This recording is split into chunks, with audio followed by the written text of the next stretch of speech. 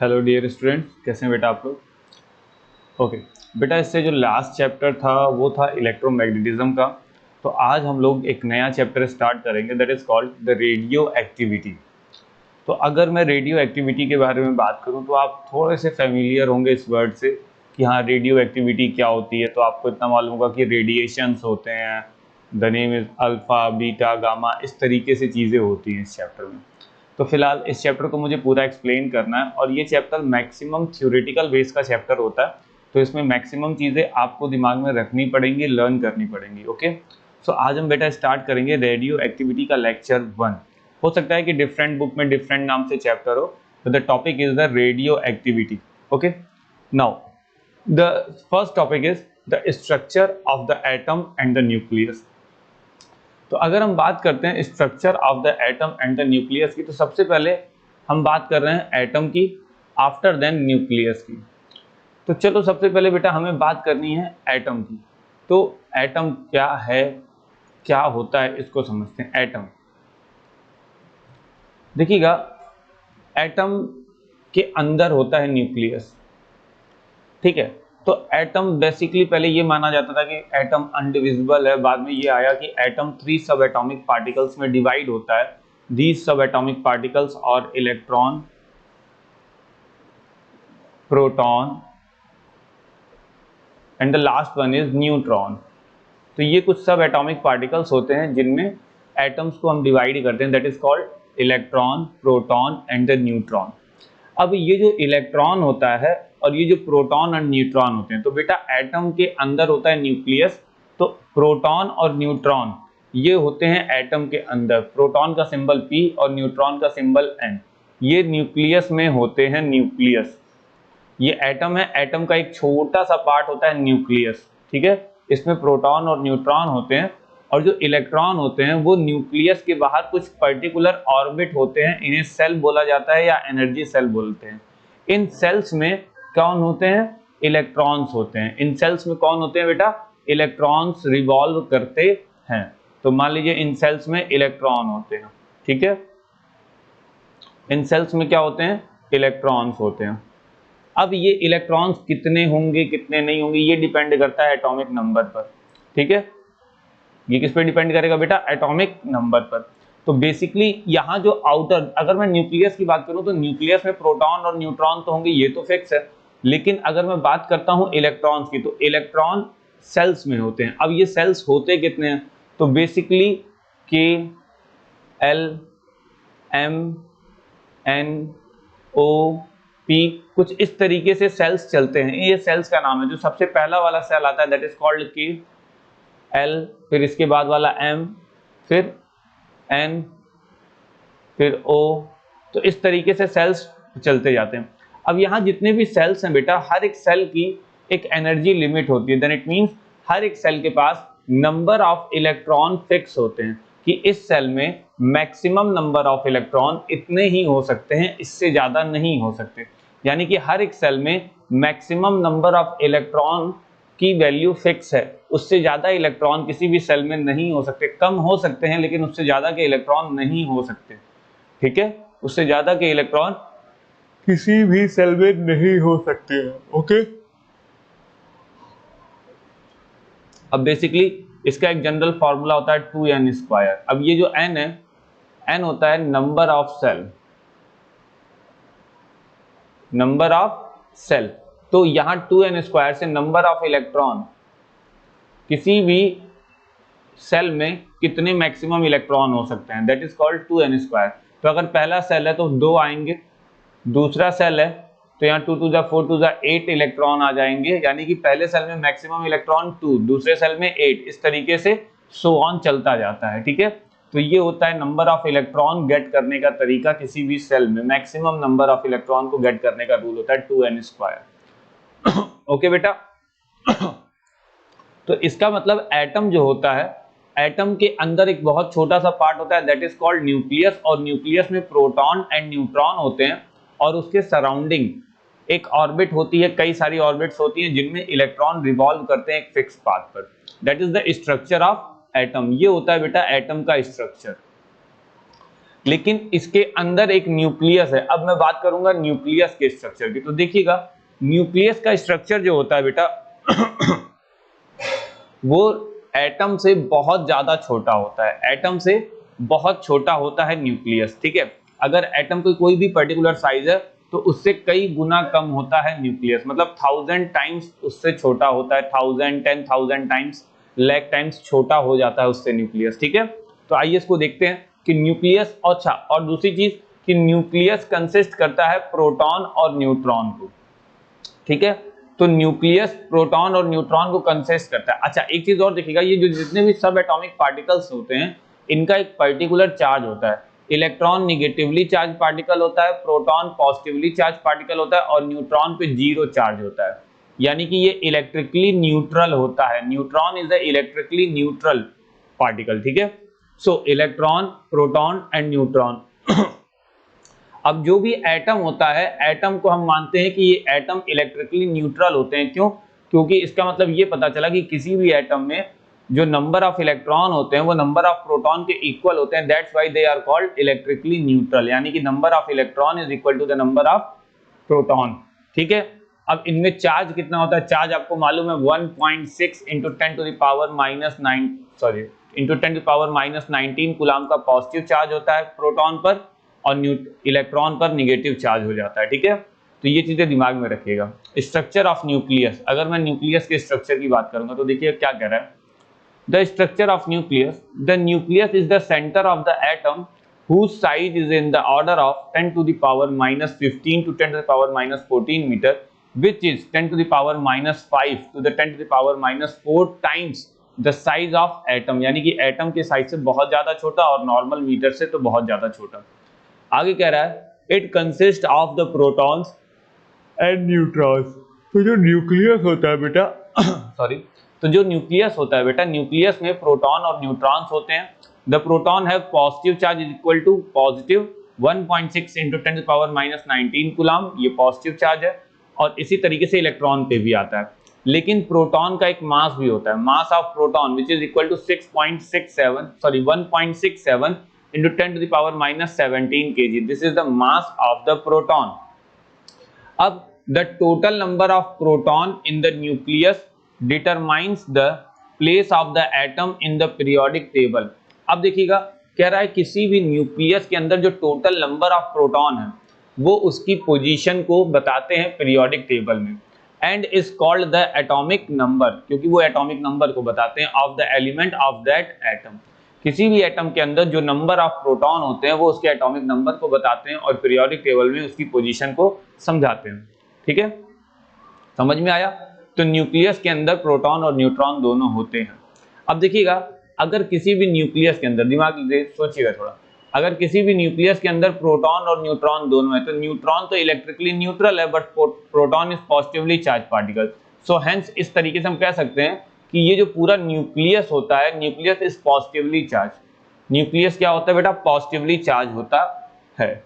आगे atomic number, sorry आगे बात करते हैं बेटा एटॉमिक नंबर की। देखिए क्या कह रहा है, एटॉमिक नंबर क्या होता है। तो बेसिकली किसी भी इलेक्ट्रिकली न्यूट्रल एटम में जब हम बात करते हैं एटॉमिक नंबर की तो हम नंबर ऑफ प्रोटॉन ले लेते हैं, बट यही number of proton number of electron के भी इक्वल होते हैं, दिमाग में रखिएगा। तो कह रहा है the atomic number of an atom is equal to the number of proton in its nucleus which is same as the number of electron in the neutral atom. तो न्यूट्रल एटम में जितने इलेक्ट्रॉन होते हैं उतने ही proton होते हैं, लेकिन अगर न्यूट्रल एटम नहीं है तो नंबर ऑफ प्रोटॉन उसका नंबर बनता है। तो जैसे Z, हम इलेक्ट्रॉन नंबर को किससे रिप्रेजेंट करते हैं? Z से, ठीक है। सो the number of proton in the nucleus is Z, यानी कि एटॉमिक नंबर को हम Z से रिप्रेजेंट करते हैं। एटॉमिक नंबर को किससे रिप्रेजेंट करते हैं बेटा? Z से। Number of proton in the nucleus of an atom is Z, ठीक है। Then atomic number is represented by the letter Z। Mass number, अब ये जो मास नंबर डिपेंड करता है बेटा, ये डिपेंड करता है न्यूक्लियस पर। न्यूक्लियस पे क्यों करता है? क्योंकि प्रोटॉन का एक मास होता है और प्रोटॉन का जितना मास होता है उतना ही मास न्यूट्रॉन का भी होता है। लेकिन क्या इलेक्ट्रॉन का मास होता है कि नहीं होता है? इलेक्ट्रॉन का मास तो होता है, लेकिन इनके कंपैरिजन में वो मास इतना कम होता है, इतना कम होता है कि उसकी मास की कोई वैल्यू हम लेते ही नहीं है, ठीक है। अभी मैं समझाऊंगा उसका मास कितना आता है। तो mass number, the mass number of an atom is equal to the total number of nucleons. अब ये न्यूक्लियॉन्स क्या होता है?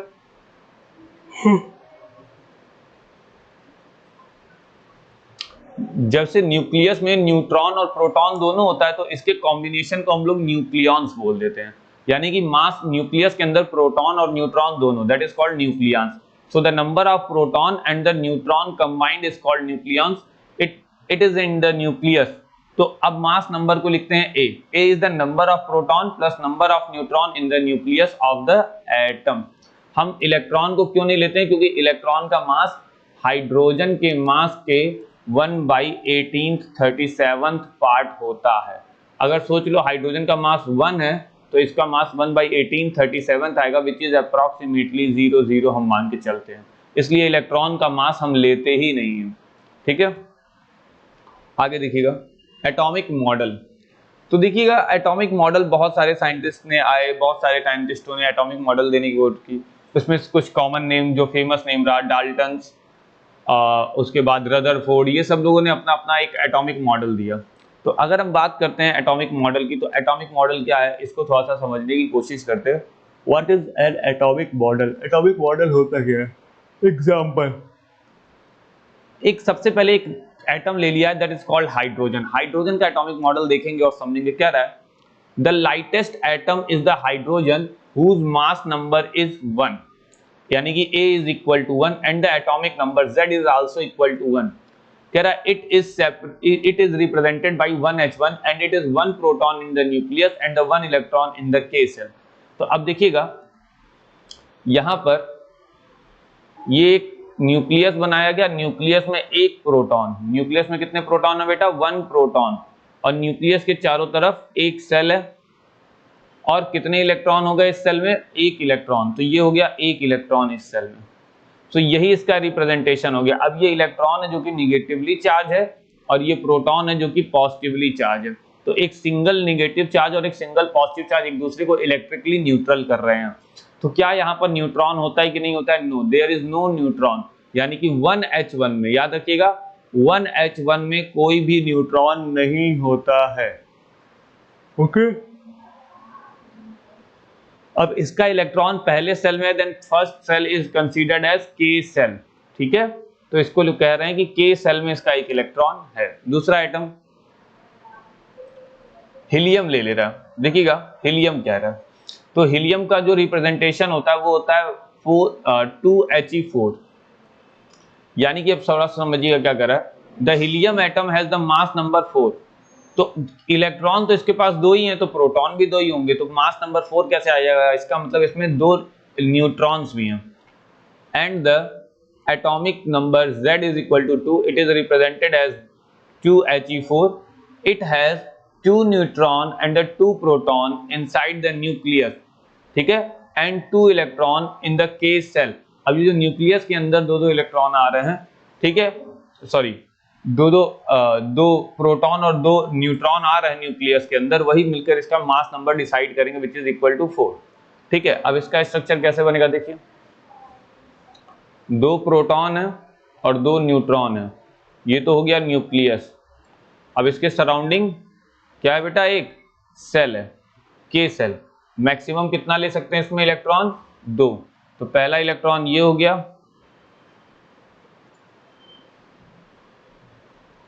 और दूसरा इलेक्ट्रॉन ये हो जाएगा। तो यानी कि 2 इलेक्ट्रॉन है जो कि निगेटिवली चार्ज है, और 2 प्रोटॉन है जो कि पॉजिटिवली चार्ज, एक दूसरे को कैंसिल करते हैं charge, that is why electrically neutral है। अब मास किस पे डिपेंड करता है? न्यूक्लियस पे, then 2 and 2 that is become 4। ठीक है, तो इसका मास कितना आ जाता है? 4, और एटॉमिक नंबर 2, क्योंकि नंबर ऑफ प्रोटॉन कितने हैं? 2, तो atomic number 2। Number of electron कितने हैं? 2, so the atomic number is 2। Okay, तो इस तरीके से इसका स्ट्रक्चर बनता है। सोडियम की बात करते हैं।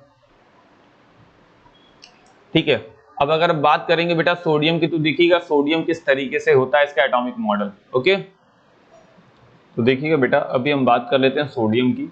तो सोडियम के एटम की अगर बात करें तो क्या होता है? देखिएगा सोडियम का जो एटॉमिक नंबर होता है बेटा, the sodium atom has atomic number 11। अगर एटॉमिक नंबर 11 तो उसके पास 11 इलेक्ट्रॉन होंगे और 11 प्रोटॉन होंगे। And mass number is 23। तो अब देखिएगा अगर एटॉमिक नंबर 11 है तो यहां ध्यान दीजिएगा, अगर उसके पास प्रोटॉन कितने हैं बेटा 11 और मास नंबर कितना है बेटा 23, तो mass number is equal to proton plus neutron, तो 23 is equal to proton plus neutron. तो प्रोटॉन की तो वैल्यू आपको पता है 23 is equal to 11 plus neutron, so the neutron is equal to कितना हो गया बेटा 23 minus 11 which is equal to 12, यानी कि नंबर ऑफ न्यूट्रॉन कितने हो गए 12। तो इनका स्ट्रक्चर कैसे बनेगा देखिएगा, 11 प्रोटॉन और 12 न्यूट्रॉन, ये हो गया इनका न्यूक्लियस, और इसके बाहर है सेल। कितने इलेक्ट्रॉन होंगे, तो जितने प्रोटॉन उतने इलेक्ट्रॉन, तो प्रोटॉन कितने 11, तो इलेक्ट्रॉन कितने हो गए 11। तो पहला सेल, इसमें कुछ इलेक्ट्रॉन होंगे, दूसरा सेल,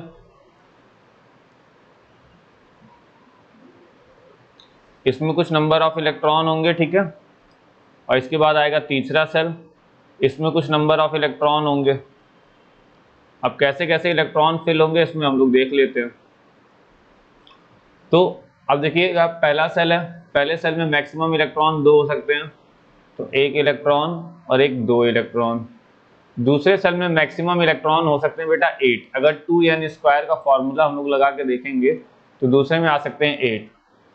तो द 1 2 3 4 5 6 7 एंड 8 इलेक्ट्रॉन हो गए दूसरे सेल में।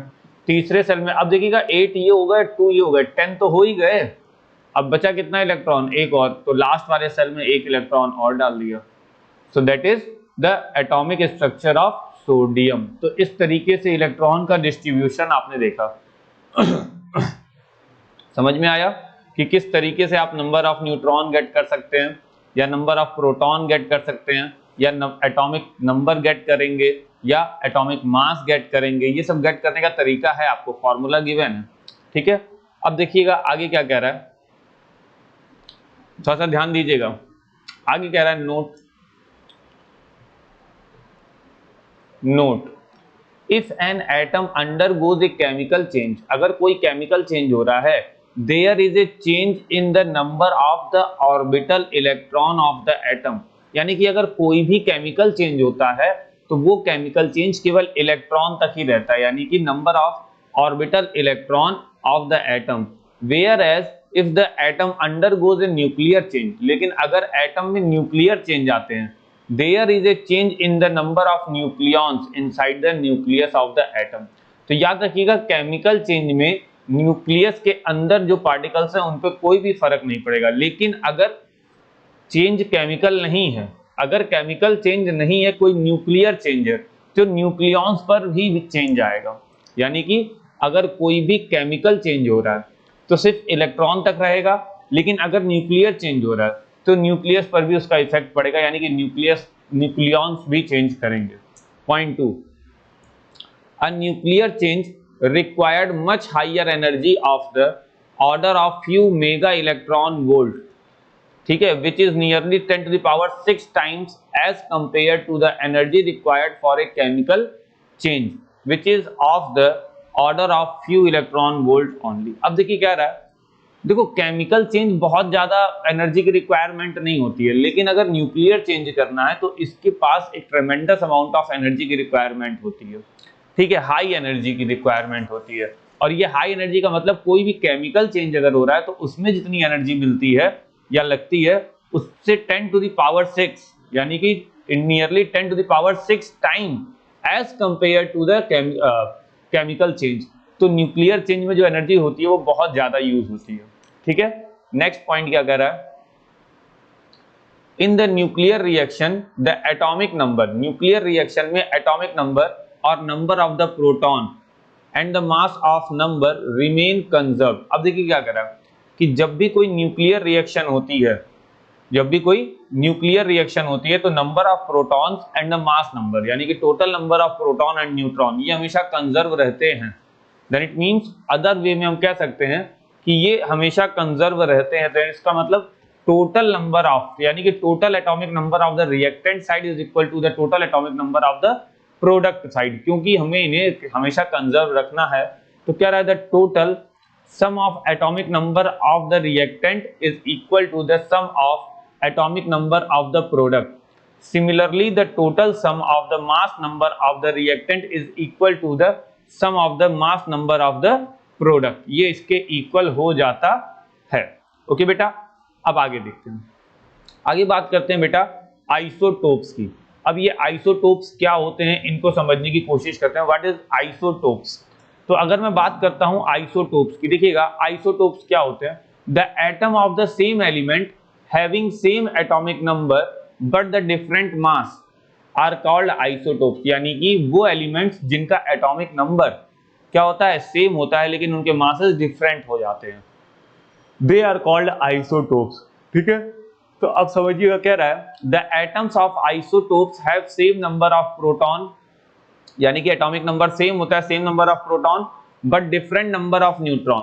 अब इन आइसोटोप्स में प्रोटॉन तो सेम होते हैं, 1 प्रोटॉन होंगे, एटॉमिक नंबर चूंकि 1 है, या फिर जितने नंबर भी उनके फिक्स हैं। तो उनमें चेंजेस क्या आते हैं, मास चेंज कैसे होता है? मास चेंज होता है नंबर ऑफ न्यूट्रॉन की वजह से। ठीक है, मास चेंज होता है नंबर ऑफ न्यूट्रॉन की वजह से, जिसे कह रहा है नॉर्मली A माइनस Z, यानी कि mass minus number of proton is equal to the number of neutron in their nucleus. Since they have the same number of electron of outside of the nucleus, so their chemical properties also same. अच्छा, अब इनके पास proton अगर fix है तो इनके पास electron भी उतने ही होंगे, और इलेक्ट्रॉन अगर आउटर मोस्ट सेल में है तो अब बाहर की तरफ इलेक्ट्रॉन है, वही केमिकल रिएक्शन में पार्टिसिपेट भी करता है, तो इनकी केमिकल प्रॉपर्टीज क्या होती है, सेम होती है। अब जैसे कुछ आइसोटोप्स की बात करते हैं, तो उनमें कुछ आइसोटोप्स में आता है हाइड्रोजन, जिसे हम प्रोटियम, ड्यूटीरियम और tritium, 1H1 protium, 1H2 deuterium, 1H3 tritium. अब इसमें वैल्यू ऑफ ZNA की बात करें तो एटॉमिक नंबर इसका 1 होता है, मास नंबर भी 1 होता है। एटॉमिक नंबर 1 होता है लेकिन मास नंबर चेंज होकर 2 हो जाता है। एटॉमिक नंबर 1 होता है लेकिन मास नंबर चेंज होकर 3 हो जाता है, क्योंकि यहाँ पर प्रोटॉन, देखो यहाँ पर प्रोटॉन होता ही, सॉरी यहाँ पर न्यूट्रॉन होता ही नहीं है, यहाँ पर न्यूट्रॉन 1 हो जाता है और यहाँ पर न्यूट्रॉन 2 हो जाता है। ठीक है, तो देखो नीचे वाले टेबल में दिया प्रोटॉन और न्यूट्रॉन को। ठीक है, अच्छा, और भी कई आइसोटोप्स आते हैं, जैसे कि कार्बन के 3 आइसोटोप्स आते हैं। कार्बन के कितने आइसोटोप्स हैं बेटा? Carbon has 3 isotopes, 6C12, 6C13, 6C14, ये टोटल 3 आइसोटोप्स हैं, आउट ऑफ विच 6 ये जो है ये एकदम सबसे कॉमन मोस्ट है, यानी कि ये सबसे मोस्ट अबेंडेंट है, सबसे ज्यादा इसी की परसेंटेज हमें एटमॉस्फेयर में मिलती है, उन दोनों का कम मिलता है। क्लोरीन हैज 2 आइसोटोप्स, क्लोरीन के पास भी 2 आइसोटोप है, 17 क्लोरीन 35, 17 क्लोरीन 35, सॉरी 37, तो 17 क्लोरीन 35 एंड 17 क्लोरीन 37 ये दो हमें मिलते हैं, बट इनका जो मिलने का रेशियो होता है वो क्लोरीन 35 का ज्यादा होता है और क्लोरीन 37 का कम होता है, तो इनका जो रेशियो भी आता है अबेंडेंस का वो आता है 3:1, इसलिए इनका जो ओवरऑल मास होता है बेटा वो आपने देखा होगा कहीं कहीं 35.5 लिया जाता है। ओके, नेक्स्ट नोट, टिन, जो टिन होता है stannum, tin has the largest number of isotopes, कितने होते हैं? लगभग 10 आइसोटोप होते हैं। ठीक है, the isotopes are 2 kind, 2 kind के आइसोटोप होते हैं। पहला stable isotope which have the number of neutron nearly equal to the number of proton, यानी कि ऐसे आइसोटोप जिनमें नंबर ऑफ न्यूट्रॉन लगभग नंबर ऑफ प्रोटॉन के बराबर होते हैं, 1-2 ऊपर नीचे हो गए तो चलेगा, बट लगभग ये क्या होते हैं? प्रोटॉन के बराबर, यानी कि इक्वल होते हैं, अगर स्टेबल आइसोटोप है तो। लेकिन अगर वही आइसोटोप अनस्टेबल है, स्टेबल नहीं है, तो क्या करेंगे?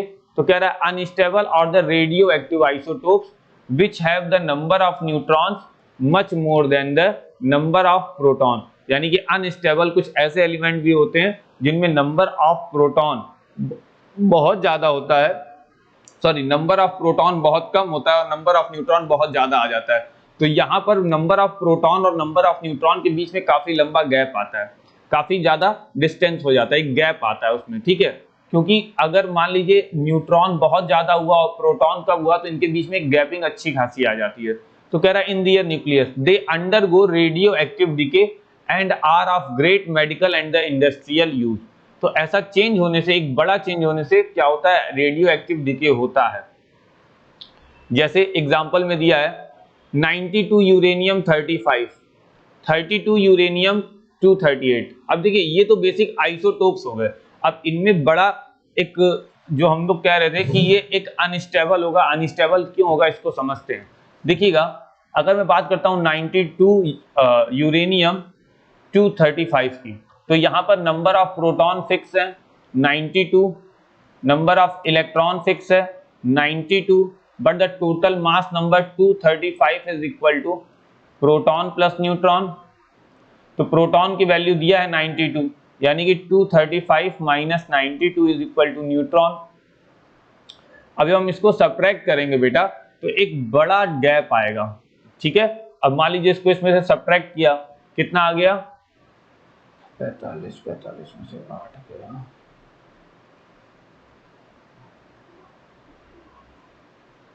100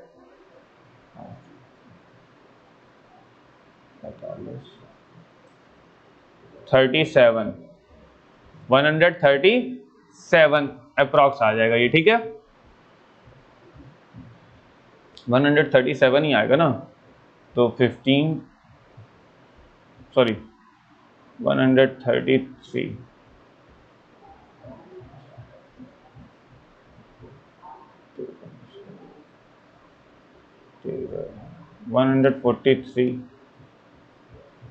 143 आ जाएगा। ओके, तो ये आ जाएगा 5 minus 2 that is become 3 and 13 minus 9 that is become 4 and 143 आ जाएगा। एन कितना आ गया 143, यानी कि नंबर ऑफ न्यूट्रॉन कितना है बेटा 143 और नंबर ऑफ प्रोटॉन कितना है बेटा 92। तो यहाँ पर एक बहुत बड़ा चेंज है, यानी कि नंबर ऑफ न्यूट्रॉन और नंबर ऑफ प्रोटॉन के बीच काफी अच्छी खासी गैपिंग है। तो ये क्या करता है, रेडिएशंस करता है। तो वही कह रहा है यूरेनियम 92, ठीक है 92 uranium 235, 92 uranium 238, each isotopes has 92 proton inside the nucleus, but 92U35 has 153 neutrons, while this is having 146 neutrons inside the nucleus. In both isotopes, the number of neutron are more than the number of proton. इन दोनों isotope में जो number of proton है वो number of neutron, sorry जो number of neutron है वो number of proton से बहुत ज्यादा हैं। सो ये दोनों के दोनों क्या है, अनस्टेबल है। अनस्टेबल का मतलब ये रेडियो आइसोटोप्स हैं। So both are the radio isotope. Unstable हो चुके हैं तो ये रेडियो आइसोटोप है। सिमिलरली सी कार्बन 14 के बीच में the is the radio isotopes out of the 3 isotopes. ये अपने तीनों आइसोटोप्स में सबसे ज्यादा रेडियो आइसोटोप कौन सा है, C6C14। ये सबसे ज्यादा क्या है, रेडियो एक्टिव है एक तरीके से। इसके बाद आता है बेटा आइसोबार्स। इसके बाद क्या आता है बेटा, आइसोबार्स। आइसोबार्स क्या होते हैं इनको देख लेते हैं। ओके देखिएगा, तो जैसे अभी हमने पढ़ा कि एटॉमिक नंबर सेम हो, एटॉमिक मास चेंज हो जाए, तो यहां पर हम एटॉमिक मास सेम रखते हैं, हो सकता है एटॉमिक नंबर हमें चेंज करना पड़े, that is called isobar. Isobar के बारे में देखते हैं क्या कह रहा है। The atom of the different element which have the same mass number A, but the different atomic number are called isobar.